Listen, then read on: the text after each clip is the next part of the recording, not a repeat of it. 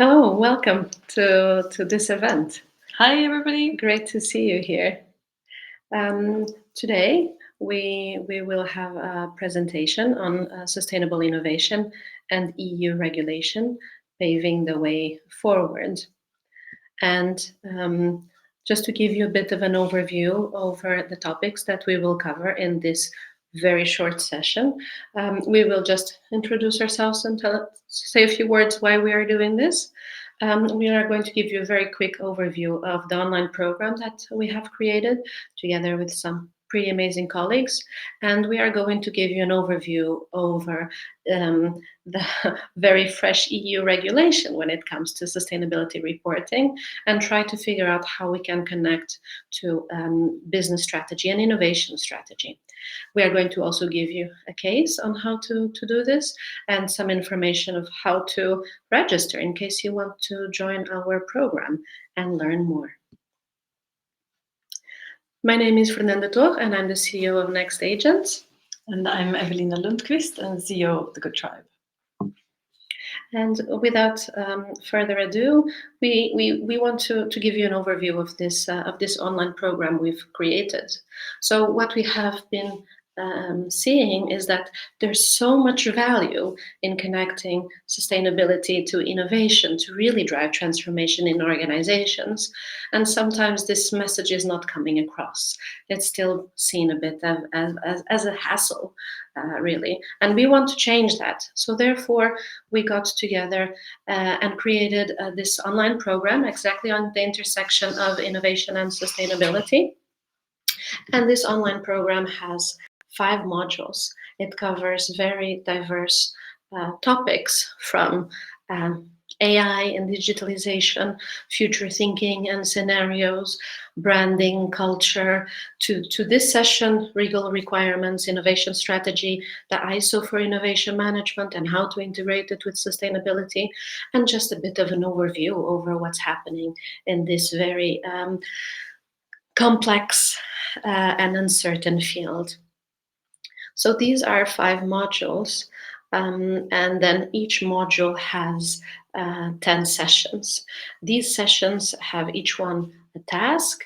They have extra information for deep dives. They have reflection questions. They have quizzes and summaries to really make you feel empowered and comfortable in diving in this topic. And we really have built this program in order to create impact and drive action. So we need to do this. We need to drive this transformation. So how can we feel comfortable in driving it? So all the tasks are tasks that you can use for your own organizations. And we want you to just get started, create this idea of bias for action. And then we also have the live sessions, 1 per module, where we come together and we discuss these very important topics. It's very important, this peer-to-peer learning, and we also create a peer-to-peer opportunity within this program. We've been having some really, really good feedback, so thank you so much for all the participants in our program. It has been an amazing experience, so we're very happy for this very positive feedback. And if you want to learn more, please join us in our website, download the brochure, get in contact with us, write us an email. We're here to help, and we're here to learn. We love to learn. And without further ado, let's dive into the EU regulation. Hi again, everybody. I'm super happy to take you through an overview of some of the regulations that impact the sustainability and innovation space. As many of you probably already know, there is a lot happening in this space at the moment. And what I'll be talking a bit about today is the CSRD and also the Green Claims Directive. But there is a lot more happening in this space, ranging from waste to textiles to all kinds of regulations. So there's really a lot happening in this space. See if I can also see on the side here. Yes, okay. So the CSRD is the focus topic for today. And as you know, the landscape in the EU particularly is changing a lot at the moment. The CSRD is starting to happen this year. Companies are scrambling to put together their first reports, which will be published next year. So there's a lot of companies that are quite confused at what's happening and trying to kind of find their path forward within the CSRD space. Also, the EU taxonomy has been somewhat of a game changer. We already have that since a couple of years, but that has certainly also had an impact on large corporations. Moving forward to the CS triple D, that's a very interesting development. When that comes into place, also not only the large corporations that will have to report in the beginning of the implementation of the CSRD will be affected, but also companies along these larger corporations' value creation chains will be affected, since it's all about mapping and understanding, mapping out and understanding the value creation chain of different companies, which also, of course, means that companies have to change the way that they collect data on the products that they manufacture and or sell. So that's a very important development.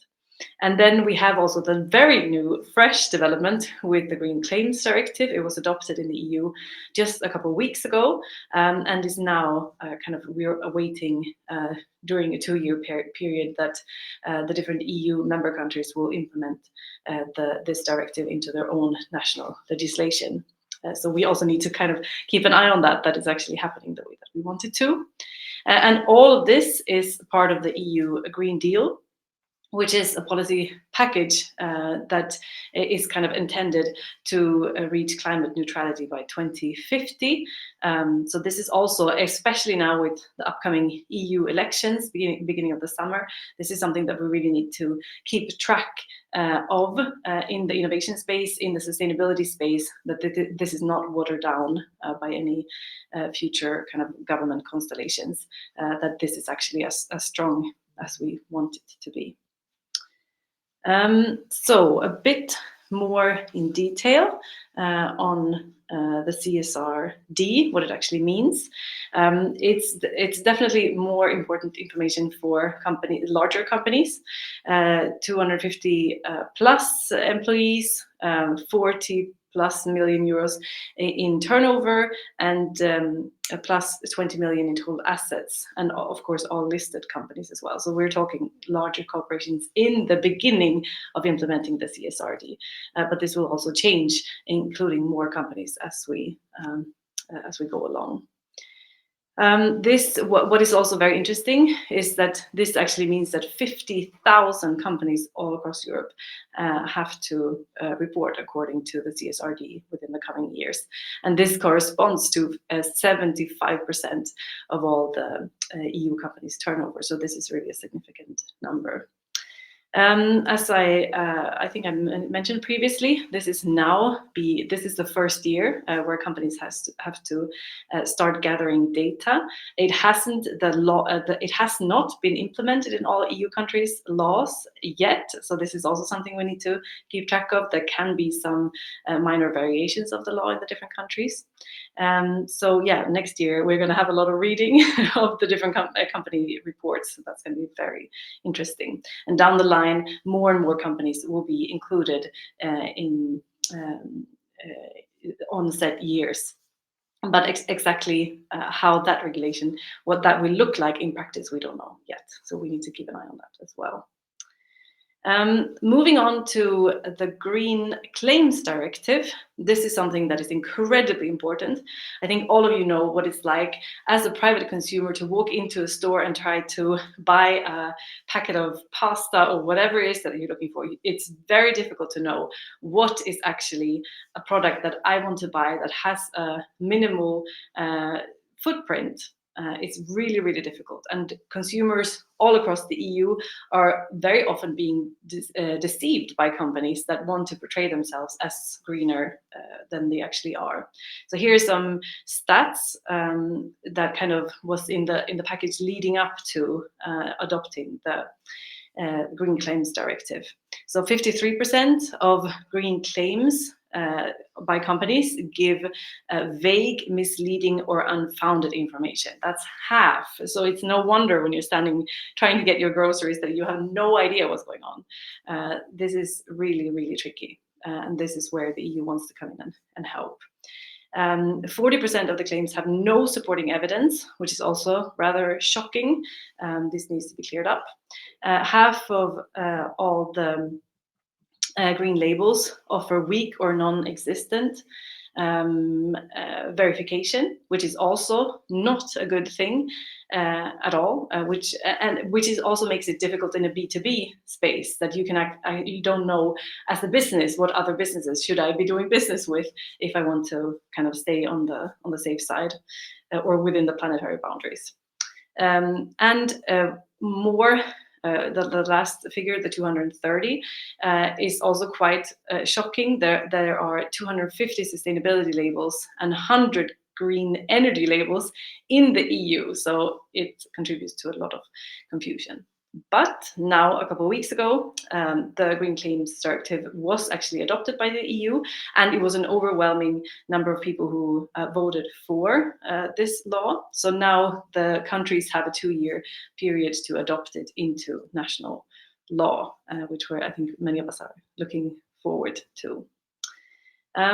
I am not going to go too much into detail on this one. It's what is included. We'll talk more about that in the course. But I think one thing that I wanted to mention is that companies can no longer say that they are climate neutral. They cannot get away with only compensation. That's not possible any longer. So that's quite a game changer. A lot of companies have been wanting to kind of use that narrative. Not possible anymore. And of course, I also want to mention the third-party verification of different sustainability claims is also super important.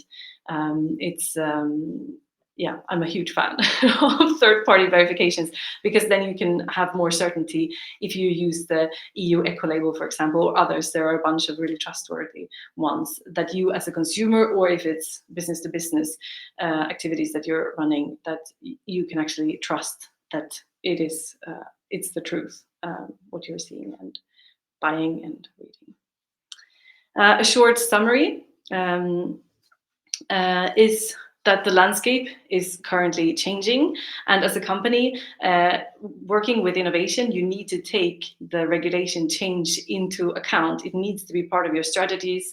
It will have effects on the way that you innovate in your company. It's super important. And also the Green Claims Directive in terms of how you actually communicate your products and services.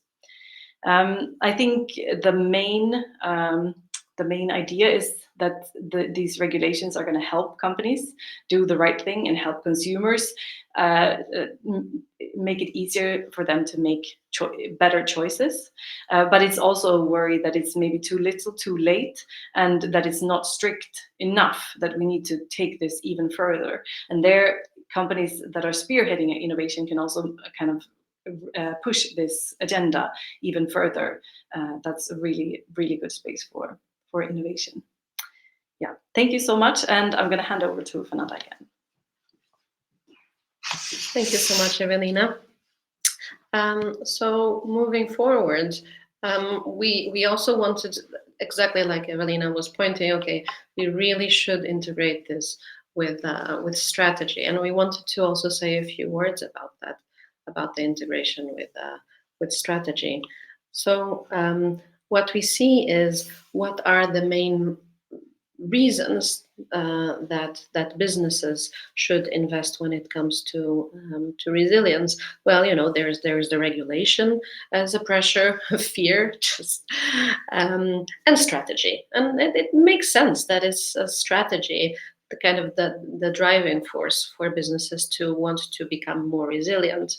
And what we see here on this data on the right corner, this is the World Economic Forum report on the Global Risk Report for 2024.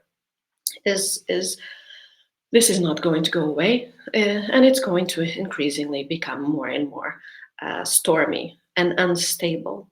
So we see that even if we feel that we are facing at the present very unstable times, it is in fact going to get worse. So okay, this is interesting. We understand that things are going to get tougher, but then concretely tough related to what? Well, this report from the World Economic Forum points out in the next 10 years, by topics, the biggest risks, and out of the top five, four are related to climate. We know that this issue is becoming increasingly important. And what are we doing about it? Well, it's really interesting. So this is data from the director, a survey for corporate board directors.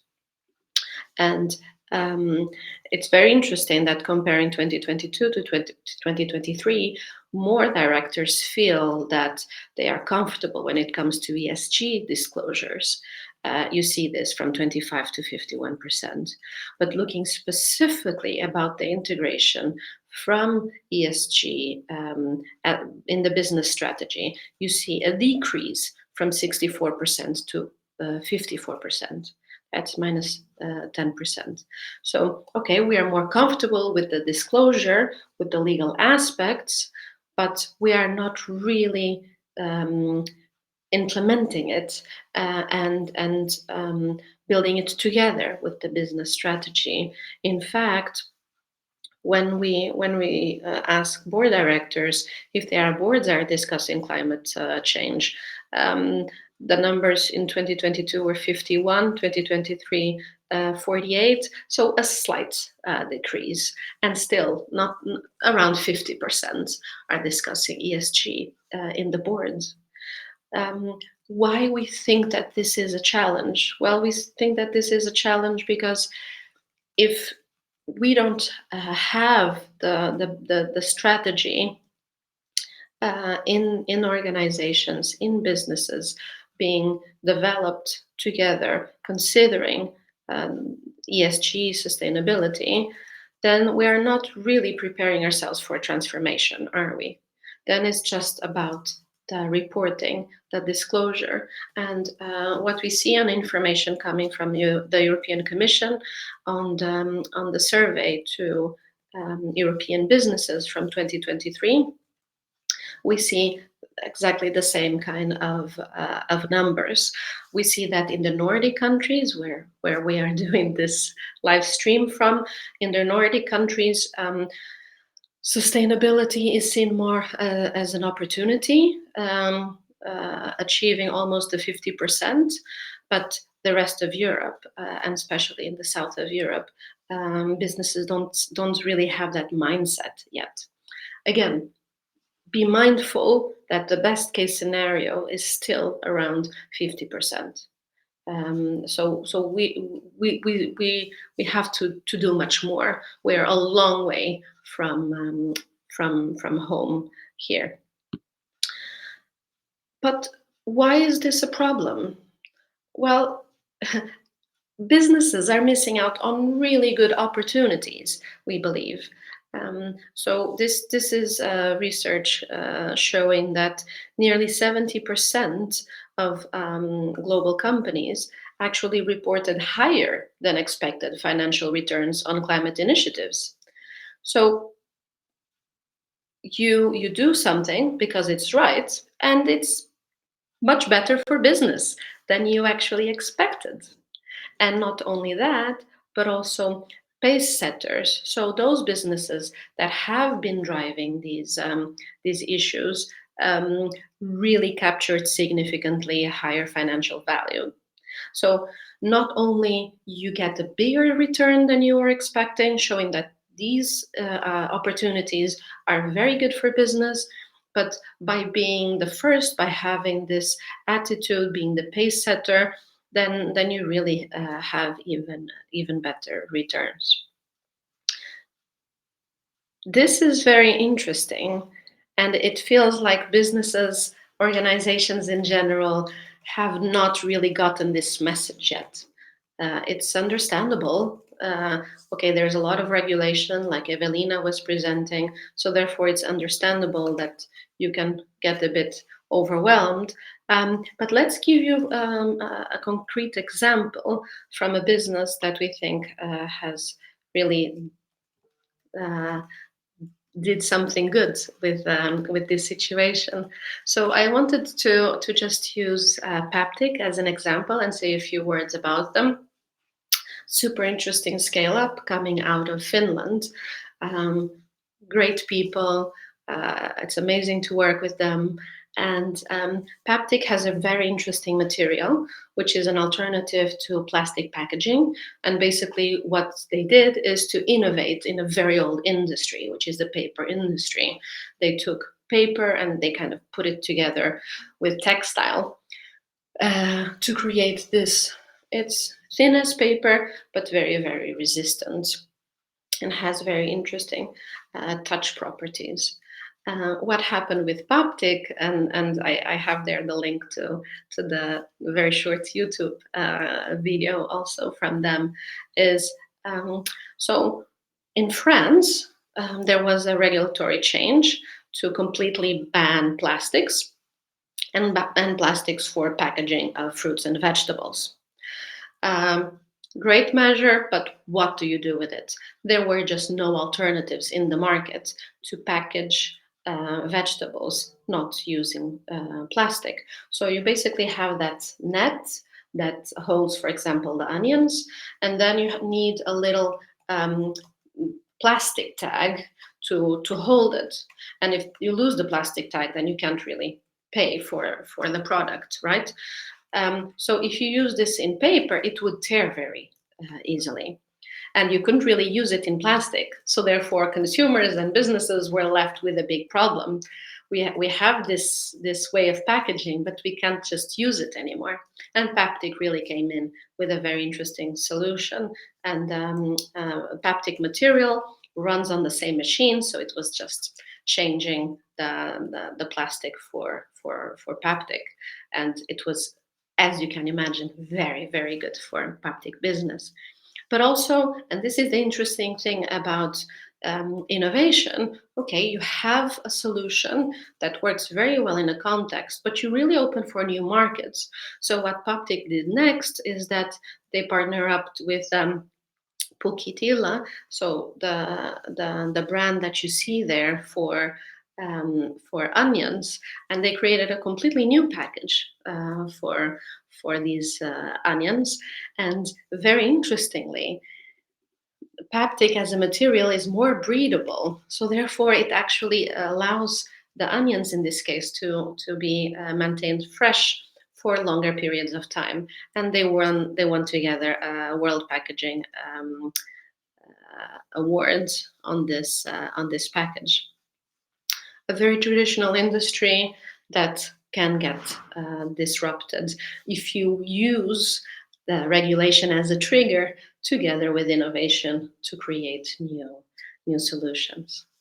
So I think that hopefully we have been able to give you a bit of an overview on both the regulation, but also the opportunities of really trying to not separate regulation from the business, but rather integrate it and use it as a driving force to rethink and transform business.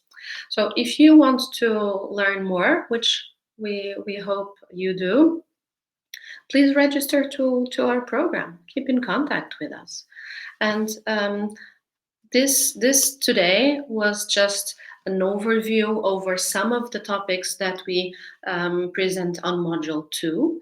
Like I said, is module 2 is one of 5 modules. We're talking about 50 lessons, really going in depth from topics from future thinking, digitalization, culture, branding, regulation, ISO for innovation standards, and a very broad overview over really what connects innovation and sustainability, so that we don't start seeing these as two different disciplines. So the whole idea is the capabilities are similar. You shouldn't have them separate. Let's try to do this together. And this was us for today, but we have a much bigger team that is delivering this program and making this program possible. Very smart people. We're very proud of being working with them, and hopefully you are curious enough to come and join us in our program. Before we wrap up and we go to some of the questions that we have in the chat, we wanted to give all the participants from this session an opportunity to register with discount for the program. So we're talking about the 20% discount using the code that you see on the screen. And this will give you a discount if you register to our upcoming cohort. Yes. Thank Super. you. Yeah. Let's take some of the questions. Yes, we had some questions in the chat, mainly regarding how is climate neutrality then actually tested to be verified? It's a really good question. So there are different schemes that a company could use to do that. First of all, they need to kind of start tracking, mapping what their emissions actually are. And that can be easier for some companies, maybe some companies that are more in the service space, and a lot more complex for companies that are in the product space, especially if you need to start looking deeper into your value creation chain. It might be a bit of a challenge, but it has to be done. And a lot of companies are struggling with this. So there's also the opportunity to learn from other companies, maybe similar companies in your industries that you can team up with and see what they're doing and how they're doing, what successful strategies are. And then you could always use the Science-Based Targets initiative, for example. That's a good one, very widely used and accepted. It's a really good one. And then independently of if it is climate neutrality or other claims that you have in your business, it's always a very good idea to get a third-party verification, because it says it's not only you claiming something, but somebody who has the legitimacy to actually test it has also done that. So to reach out to a standards institute or an audit firm. Of course, a lot of big audit firms are doing a good business on this development. So it's really good to reach out to them to get help by companies that have a lot of legitimacy in this space. So there are several ways to go about it, but it's also really good to have some time to not stress into these processes, even though there is a bit of time pressure now, depending on the size of your company, but to actually create a good plan on how to move forward and see how others are doing it and kind of move confidently into this space. Mm-hmm. We also have here another question coming in. It's a question in relation to the strategy, how to implement it then, how to implement this integration of sustainability and business strategy. Well, I would say, and to pick up on the last words from Evelina, it's really about developing capabilities in the organization, right? When you have a strategy, you also need to implement it and put it in practice. So what you want is to have the strategy, to have a plan, but also develop those capabilities. So you're able to develop to actually implement it. So one of the things that we talk a lot about in the program is trying to look at both sustainability and innovation from a systemic perspective. This is not just a one initiative that you do once and check, this is done, but rather about creating a system of capabilities that you can continuously develop, so you're able to adapt over what's happening and that you're able to deliver continuous sustainability-driven innovation. This is not something that happens once, and like I said in the beginning of the presentation, it's just going to get more and more complex. So the sooner we get started, it will, we believe, really give a very interesting advantage when it comes to the future. Mm-hmm. Do we have any more questions coming in? We have some cheering. Super. That's also important. Yes, also for Paptic. Very important. Likes. Thank you so much for being here and being with us. And let's keep in contact. Thank you so much for listening. Thank you.